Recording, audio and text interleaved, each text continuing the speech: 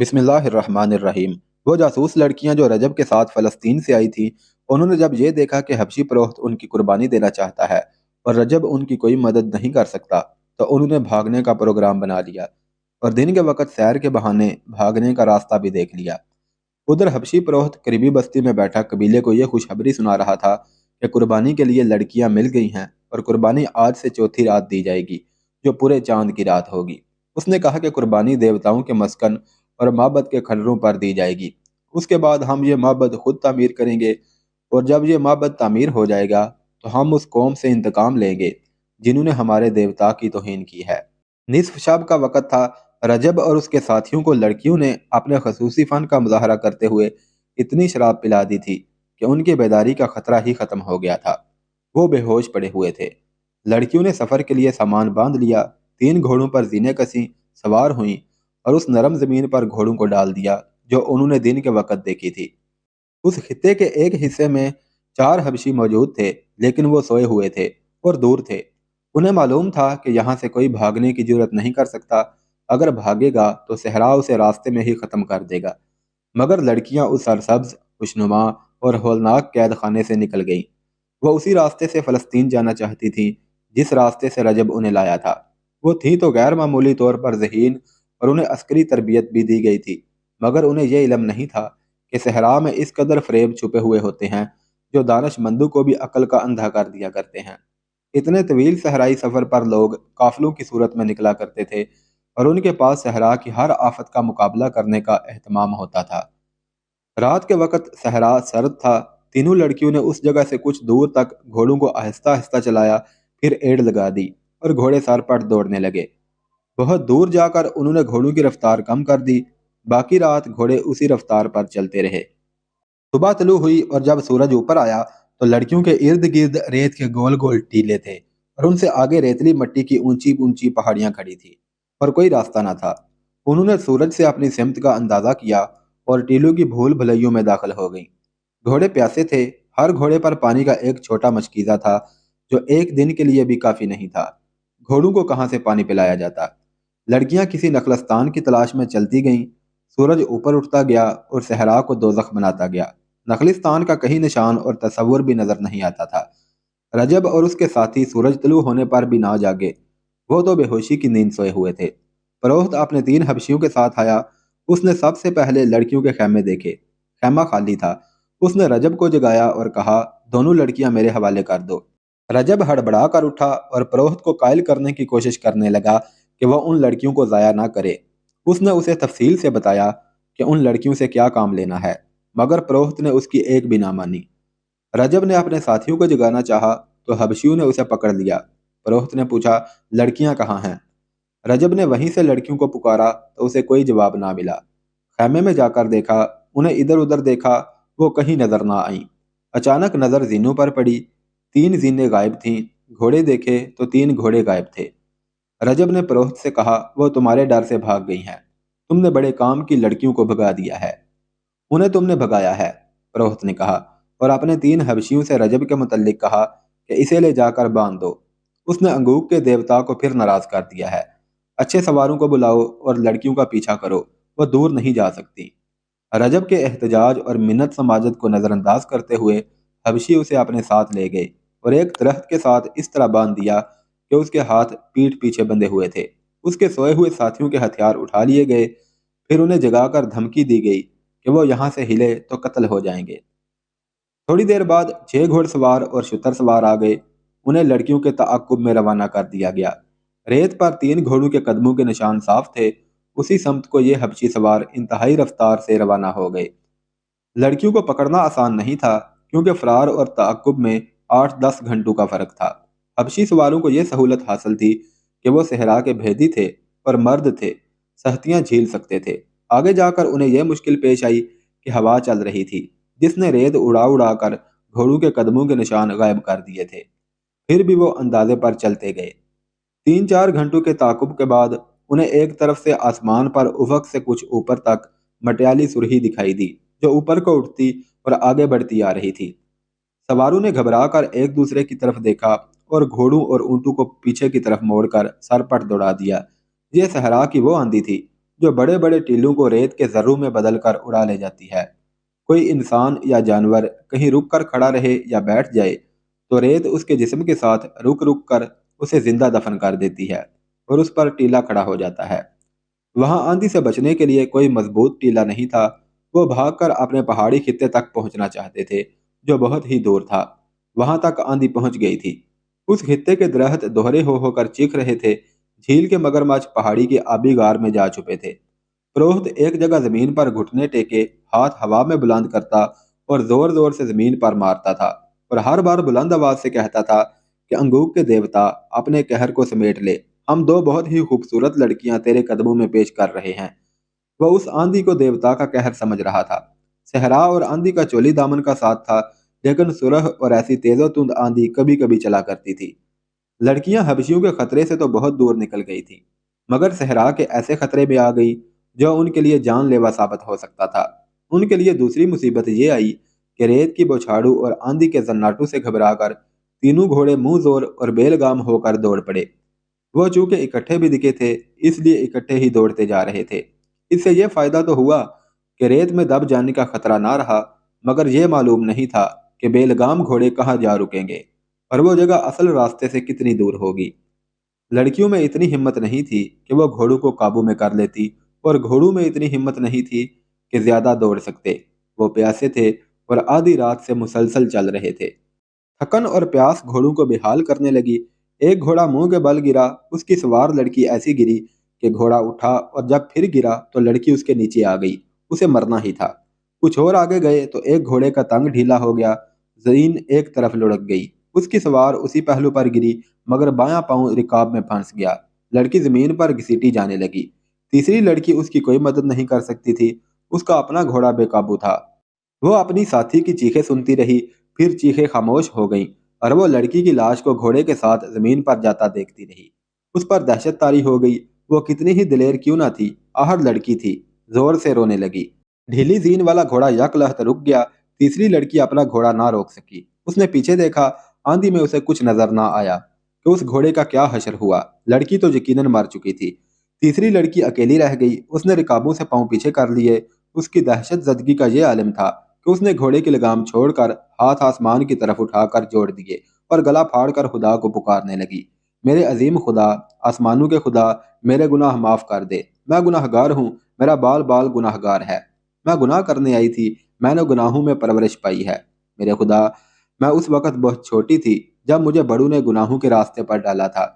उन्होंने मुझे गुनाहों के सबक देते जवान किया और कहा कि जाओ, मर्दों को अपने हुस्न और अपने जिस्म से गुमराह करो। उनके हाथों इंसानों को कत्ल करवाओ, झूठ बोलो, फरेब दो और बदकार बन जाओ।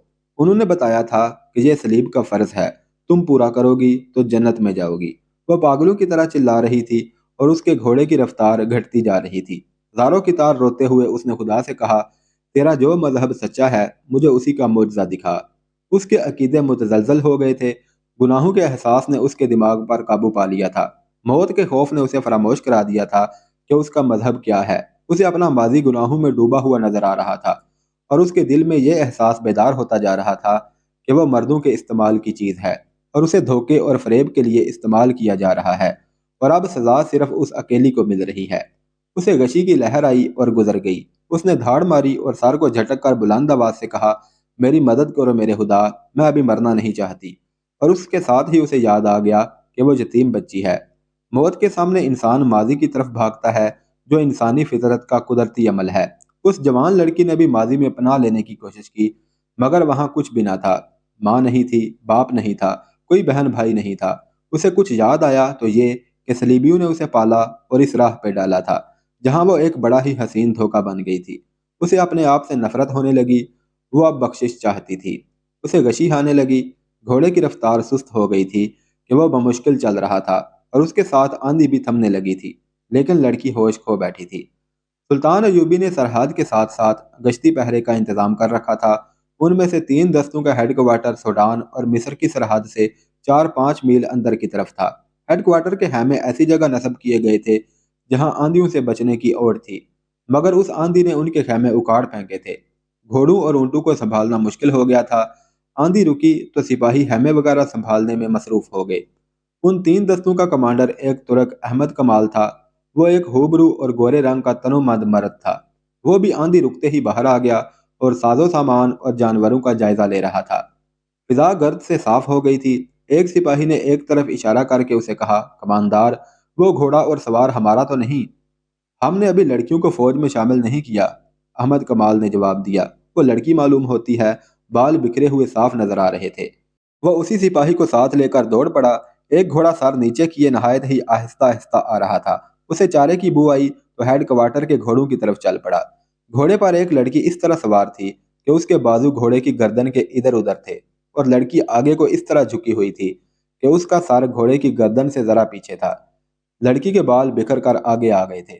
احمد کمال کے پہنچنے تک گھوڑا وہاں بندھے ہوئے گھوڑوں کے پاس جا کر ان کا چارہ کھانے لگا تھا۔ احمد کمال نے لڑکی کے پاؤں رکاب سے نکالے اور اسے گھوڑے سے اتار کر بازوؤں پر اٹھا لیا۔ سپاہی نے کہا، زندہ ہے، فرنگی معلوم ہوتی ہے، اس کے گھوڑے کو پانی پلاؤ۔ وہ لڑکی کو اپنے خیمے میں لے گیا۔ لڑکی کے بال ریت سے اٹے ہوئے تھے۔ احمد کمال نے اس کے منہ پر پانی کے چھینٹے مارے اور پھر منہ میں پانی کے قطرے ٹپکانے لگا۔ لڑکی نے آنکھیں کھول دی۔ 2-4 لمحے احمد کمال کو حیرت سے دیکھتی رہی اور اچانک اٹھ کر بیٹھ گئی۔ احمد کمال کا رنگ گورا دیکھ کر اس نے انگریزی میں پوچھا، میں فلسطین میں ہوں؟ احمد کمال نے سر ہلا کر اسے سمجھانا چاہا کہ میں یہ زبان نہیں سمجھتا۔ لڑکی نے عربی زبان میں پوچھا، تم کون ہو؟ میں کہاں ہوں؟ میں اسلامی فوج کا معمولی سا کماندار ہوں، احمد کمال نے جواب دیا۔ اور تم مصر میں ہو؟ لڑکی کی آنکھیں ابل پڑی اور وہ اس قدر گھبرائی جیسے پھر بے ہوش ہو جائے گی۔ احمد کمال نے کہا، ڈرو نہیں، سنبھالو اپنے آپ کو۔ اس نے اس کے سر پر شفقت سے ہاتھ پھیرا اور کہا، میں جان گیا ہوں کہ تم فرنگی ہو، میری مہمان ہو، ڈرنے کی کوئی وجہ نہیں۔ اس نے ایک سپاہی کو بلایا اور لڑکی کے لیے پانی اور کھانا منگوایا۔ لڑکی نے لپک کر پانی کا پیالہ اٹھا لیا اور منہ سے لگا کر بے صبری سے پینے لگی۔ احمد کمال نے پیالہ اس کے ہونٹوں سے ہٹا کر کہا، آہستہ، پہلے کھانا کھا لو، پھر بعد میں پانی پینا۔ لڑکی نے گوشت کا ایک ٹکڑا اٹھا لیا، پھر وہ کھانا کھاتی رہی اور پانی پیتی رہی۔ اس کے چہرے پر رونق واپس آ گئی۔ احمد کمال نے ایک خیمہ الگ لگوا رکھا تھا جو اس کا غسل خانہ تھا۔ وہاں پانی کی کمی نہیں تھی۔ خیمہ گاہ ایک نخلستان کے قریب تھی۔ احمد کمال نے کھانے کے بعد لڑکی کو غسل والے خیمے میں داخل کر کے پردے باندھ دیے۔ لڑکی نے غسل کر لیا، لیکن وہ بہت ہی خوف زدہ تھی، کیونکہ وہ اپنے دشمن کی پناہ میں آ گئی تھی، جہاں اسے اچھے سلوک کی توقع نہیں تھی۔ اس کے ذہن میں بچپن سے یہ ڈالا جاتا رہا تھا کہ مسلمان وحشی ہوتے ہیں اور عورت کے لیے تو وہ درندے ہیں۔ اس خوف کے ساتھ اس پر حبشیوں کا، مگر مچھوں کا اور صحرائی آندھی کا خوف طاری تھا۔ اپنے ساتھ کی دونوں لڑکیوں کی موت، اور وہ بھی ایسی بھیانک موت، اس کے رونگٹے کھڑے کر رہی تھی۔ اس نے غسل کرتے ہوئے بڑی شدت سے محسوس کیا تھا کہ وہ اپنے ناپاک وجود کو دھونے کی کوشش کر رہی ہے، جسے دنیا کا پانی پاک نہیں کر سکتا۔ اس نے قسم پرسی کی حالت میں تنگ آ کر اپنے آپ کو صورتحال کے حوالے کر دیا۔ احمد کمال نے دیکھ لیا تھا کہ ایسے حسن اور ایسے دلگداز جسم والی لڑکی معمولی نہیں۔ مصر کے اس حصے میں ایسی فرنگی لڑکی کیسے آ سکتی تھی؟ اس نے لڑکی سے پوچھا تو لڑکی نے جواب دیا کہ وہ قافلے سے بچھڑ گئی ہے، آندھی میں گھوڑا بے لگام ہو گیا تھا۔ احمد کمال ایسے جواب سے مطمئن نہیں ہو سکتا تھا۔ اس نے 3-4 اور سوال کیے تو لڑکی کے ہونٹ کانپنے لگے۔ احمد کمال نے کہا، اگر تم یہ کہتی کہ تم اغوا کی ہوئی لڑکی ہو اور آندھی نے تمہیں چھڑا دیا ہے تو شاید میں مان جاتا۔ تمہیں جھوٹ بولنا نہیں آتا۔ اتنے میں اس سپاہی نے جو احمد کمال کے ساتھ تھا خیمے کا پردہ اٹھایا اور ایک تھیلا اور ایک مشکیزہ احمد کمال کو دے کر کہا کہ یہ اس لڑکی کے گھوڑے کے ساتھ بندھے ہوئے تھے۔ احمد کمال تھیلا کھولنے لگا تو لڑکی نے گھبرا کر تھیلے پر ہاتھ رکھ لیا۔ اس کے چہرے کا رنگ بدل گیا۔ احمد کمال نے تھیلا اسے دے کر کہا، لو، اسے خود کھول کر دکھاؤ۔ لڑکی کی زبان جیسے گنگ ہو گئی تھی۔ اس نے بچوں کے انداز سے تھیلا پیٹ پیچھے کر لیا۔ احمد کمال نے کہا، یہ تو ہو نہیں سکتا کہ میں تمہیں کہہ دوں کہ جاؤ، چلی جاؤ، مجھے کوئی حق نہیں پہنچتا کہ تمہیں روکوں، لیکن ایک ایسی لڑکی کو جو آبادیوں سے دور اکیلے گھوڑے پر بے ہوشی کی حالت میں بھٹکتی ہوئی پائی گئی ہے، اسے میں اکیلا نہیں چھوڑ سکتا۔ یہ میرا انسانی فرض ہے۔ مجھے اپنا ٹھکانہ بتا دو، میں تمہیں اپنے سپاہیوں کے ساتھ حفاظت سے پہنچا دوں گا۔ اگر نہیں بتاؤ گی تو تمہیں مشتبہ لڑکی سمجھ کر قاہرہ اپنی حکومت کے پاس بھیج دوں گا۔ تم مصری نہیں ہو، تم سوڈانی بھی نہیں ہو۔ لڑکی کے آنسو بہنے لگے۔ وہ جس مصیبت سے گزر کر آئی تھی، اس کی دہشت اور ہولناکی اس پر پہلے ہی غالب تھی۔ اس نے تھیلا احمد کمال کے آگے پھینک دیا۔ احمد نے تھیلا کھولا تو اس میں سے کچھ کھجوریں اور 2-4 چھوٹی موٹی عام سی چیزیں نکلی، اور ایک تھیلی نکلی۔ یہ کھولی تو اس میں سے سونے کے بہت سے سکے और उनमें सोने की बारीक सी जंजीर के साथ छोटी सी स्याह लकड़ी की सलीब निकली। अहमद कमाल उससे यही समझ सका कि लड़की ईसाई है। उसे गालबन मालूम नहीं था कि जो ईसाई मुसलमानों के खिलाफ लड़ने के लिए सलीबी लश्कर में शामिल होता है, वो एक सलीब पर हलफ उठाता है और छोटी सी एक सलीब हर वक्त अपने पास रखता है। अहमद कमाल ने उसे कहा कि इस थैले में मेरे सवाल का जवाब नहीं है। अगर मैं ये सारा सोना तुम्हें दे दूं तो मेरी मदद करोगे? लड़की ने पूछा। कैसी मदद? अहमद ने पूछा। मुझे फ़लस्तीन पहुंचा दो, लड़की ने जवाब दिया, और मुझसे कोई सवाल ना पूछो। मैं फ़लस्तीन तक भी पहुंचा दूंगा, लेकिन सवाल ज़रूर पूछूंगा, अहमद ने कहा। अगर मुझसे कुछ भी ना पूछो तो इसका अलग इनाम दूंगी, लड़की ने कहा। वो क्या होगा? घोड़ा तुम्हें दे दूंगी, लड़की ने जवाब दिया, और 3 दिनों के लिए मुझे अपनी लोंडी समझ लो। अहमद कमाल ने इससे पहले हाथ में कभी इतना सोना नहीं उठाया था, और उसने ऐसा हैरान कुन हुस्न और जिस्म भी नहीं देखा था। उसने अपने सामने पड़े हुए सोने के चमकते हुए टुकड़ों को देखा, फिर लड़की के रेशमी बालों को देखा जो सोने की तारों की तरह चमक रहे थे। फिर उसकी आंखों को देखा जिनमें वो तिलिस्माती चमक थी जो बादशाहों को एक दूसरे का दुश्मन बना दिया करती है। वो तनुमंद मर्द था, कमानदार था, उन दस्तों का हाकिम था जो सरहद पर पहरा दे रहे थे। उसे रोकने, पूछने और पकड़ने वाला कोई न था। मगर उसने सिक्के थैली में डाले, सलीब भी थैली में रखी और थैली लड़की की गोद में रख दी। क्यों? लड़की ने पूछा। यह कीमत थोड़ी है? बहुत थोड़ी, अहमद कमाल ने कहा। ईमान की कीमत खुदा के सिवा कोई नहीं दे सकता। लड़की ने कुछ कहना चाहा, लेकिन अहमद कमाल ने उसे बोलने ना दिया और कहा, मैं अपना फर्ज और अपना ईमान फरोख्त नहीं कर सकता। सारा मिस्र मेरे एतमाद पर आराम की नींद सोता है। 3 महीने गुजरे, सूडानियों ने कहरा पर हमला करने की कोशिश की थी। अगर मैं यहाँ ना होता और अगर मैं उनके हाथ अपना ईमान फरोख्त कर देता तो ये लश्कर काहरा में दाखिल होकर तबाही बर्पा कर देता। तुम मुझे उस लश्कर से ज्यादा खतरनाक नजर आती हो। क्या तुम जासूस नहीं हो? नहीं, लड़की ने कहा। अहमद ने कहा, तुम यही बता दो कि तुम्हें आंधी ने किसी जालिम के पंजे से बचाया है या तुम आंधी से बच कर निकली हो। लड़की ने बेमानी सा जवाब दिया तो अहमद ने कहा कि मुझे तुम्हारे मुतल्लिक ये जानने की ज़रूरत नहीं कि कौन हो और कहाँ से आई हो। मैं तुम्हें कल काहिरा के लिए रवाना कर दूंगा। वहाँ हमारा जासूसी और सराग रसानी का एक महकमा है। वो जाने और तुम जानो, मेरा फ़र्ज पूरा हो जाएगा। अगर इजाज़त दो तो मैं इस वक्त ज़रा आराम कर लूँ, लड़की ने कहा। कल जब काहिरा के लिए मुझे रवाना करोगे तो शायद तुम्हारे सवालों का जवाब दे दूँ। लड़की रात भर की जागी हुई और दिन के ऐसे खौफनाक सफर की थकी हुई थी, लेटी और सो गई। अहमद कमाल ने देखा कि वो नींद में बुड़बुड़ाती थी, बेचैनी में सर इधर उधर मारती थी और ऐसे पता चलता था जैसे ख्वाब में रो रही हो। अहमद कमाल ने अपने साथियों को बता दिया कि एक मशकूक फरंगी लड़की पकड़ी गई है जिसे कल काहिरा भेजा जाएगा। उसके साथी अहमद कमाल के किरदार से वाकिफ थे। कोई भी ऐसा शक नहीं कर सकता था कि उसने लड़की को बदनीयती से अपने खेमे में रखा है। उसने लड़की का घोड़ा देखा तो वह हैरान रह गया, क्योंकि घोड़ा आला नस्ल का था। और जब उसने जीन देखी तो उसके शकूक रफा हो गए। जीन के नीचे मिस्र की फौज का निशान था। यह घोड़ा अहमद कमाल की अपनी फौज का था।